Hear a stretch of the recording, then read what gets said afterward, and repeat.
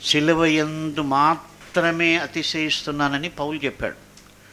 It is one of the difficult things. ఎందుకంటే చాలాసార్లు మనం యాజ్ హ్యూమన్ బీయింగ్స్ మనం అతిశయించే విషయాలు చాలా ఉంటాయి.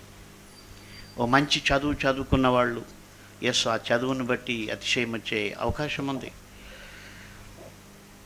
లేకపోతే మంచి పొజిషన్లో ఉన్నవాళ్ళు అవకాశం ఉంది. కానీ ఎప్పుడు వాటన్నిటిని బట్టి కాక క్రీస్తునందు అతిశయిస్తామంటే ఇవన్నీ కూడా నాకు క్రీస్తు ద్వారానే కలిగాయి కాబట్టి నేను క్రీస్తునందే అతిశయిస్తాను. హల్లెలూయా.